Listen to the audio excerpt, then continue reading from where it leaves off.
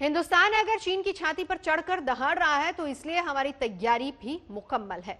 चीन को करारा जवाब देने के लिए लद्दाख से अरुणाचल तक एलएसी पर हमारे जवानों की तैनाती और तिगड़ी काम कर रही है।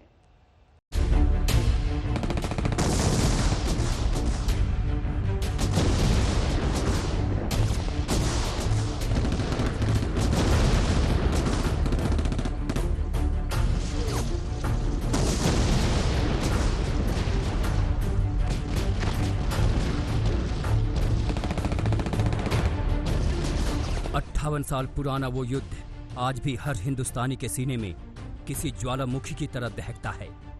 वक्त हर घाव को भर देता है, लेकिन चीनी धोखे के उस घाव को नहीं जो 1962 में हिंदुस्तान के विश्वास और आत्मसम्मान पर लगा था।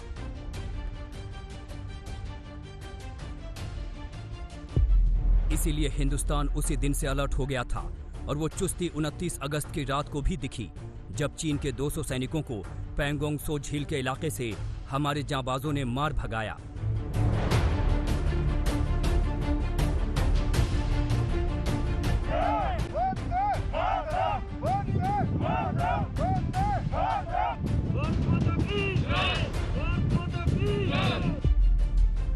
लेकिन हिंदुस्तान की तैयारी इससे कहीं आगे की है। भारत ने तय कर लिया है कि अब की बार चीन को ऐसा सबक सिखाना है कि वो अपनी चौहद्दी में रहना सीख जाए।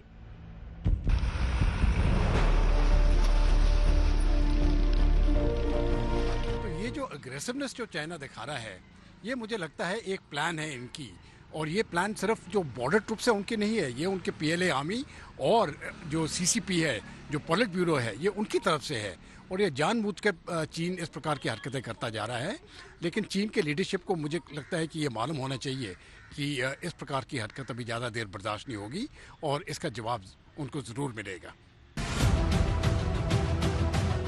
इसके लिए लद्दाख में कई तैयारियां शुरू हो चुकी हैं। श्रीनगर और लेह के बीच के राजमार्ग को आम लोगों के लिए बंद कर दिया गया है, ताकि इसका इस्तेमाल सैनिकों और उनके वाहनों के लिए हो सके।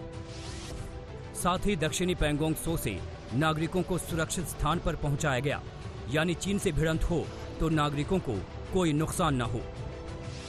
साथ ही लद्दाख में 30,000 सेना के जवानों के लिए मुकम्मल इंतजाम किया गया है। गलवान घाटी, पेट्रोलिंग पॉइंट 15, पैंगोंग सो और फिंगर एरिया में भारतीय सेना ने तैनाती बढ़ा दी है।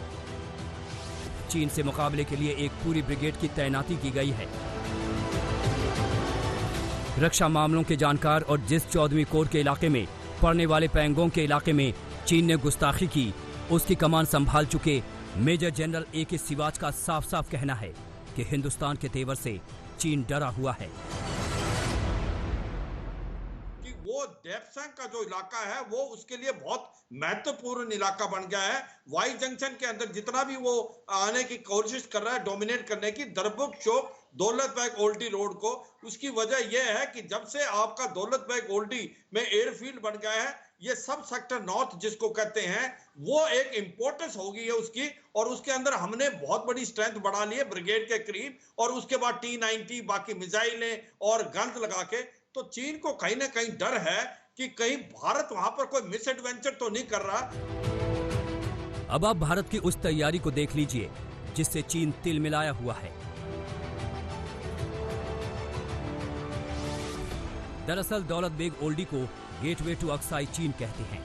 भारत दौलत बेग ओल्डी से अक्साई चीन भी जा सकता है और शिनजियांग जाने वाले G219 हाईवे पर भी नजर रख सकता है। सीपैक यानी चीन पाकिस्तान आर्थिक कॉरिडोर भी उसकी जद में है। वहीं भारत काराकोरम पास को भी डोमिनेट करता है। हिंदुस्तान की इस तैयारी से चीन घबराया हुआ है और भारत सरकार ने तय कर रखा है कि अक्साई चीन भी हमारा है। मैं ये बात रिकॉर्ड पर रखना चाहता हूं कि जब मैं सदन में जब जम्मू एंड कश्मीर राज्य बोला हूं, तब पाक ऑक्यूपाई कश्मीर और अक्साई चीन दोनों इसका हिस्सा है। ये बात को चीन के डर को इस बात से समझिए कि वो भारत को लद्दाख में उलझाने की कोशिश करता है, लेकिन खुद उलझा हुआ है। ये सैटेलाइट तस्वीरें दिखाती हैं कि जो चीन भारत को सड़क बनाने से रोकता है, वो खुद कैसे लैटरल सड़कें यानी समानांतर सड़कों को जोड़ने वाली सड़कें बना रहा है। 27 अगस्त 2020 की गूगल इमेज दिखाती है जबकि पूर्वी लद्दाख में LAC के उस पार जहां चीन के 2 हाईवे हैं, G315 और G219, उन्हें जोड़ने के लिए उसने लैटरल 1 और लैटरल 2 बनाए हैं। इनकी मदद से चीन की सेना और उसके लिए सारी मदद तेजी से पहुंच सकती है। इस तस्वीर में भारत का दुर्बुक शोक रोड भी दिख रहा है। G219 का निर्माण चीन ने 1950 में शुरू किया और 1957 में पूरा कर लिया। पूर्वी लद्दाख में बनी ये सड़क भारत चीन के बीच तनाव की वजह बनी और आखिर में 1962 में युद्ध हुआ। लेकिन अब चीन चाहे जितना जोर लगा ले, लेकिन जिस तरह प्रधानमंत्री नरेंद्र मोदी ने लद्दाख में जाकर और फिर लाल किले की प्राचीर से हिंदुस्तान की सरहदों की हिफाजत के लिए हुंकार लगाई, उससे साफ है कि अब चीन की खैर नहीं। LOC से लेकर LAC तक देश की संप्रभुता पर जिस किसी ने आंख उठाई, देश की सेना ने, हमारे वीर जवानों ने उसका उसी की भाषा में जवाब दिया। चीन भी इस बात को जानता है कि उसकी बंदर घोटी अब चलने वाली नहीं है। मंजीत नेगी, दिल्ली आज तक।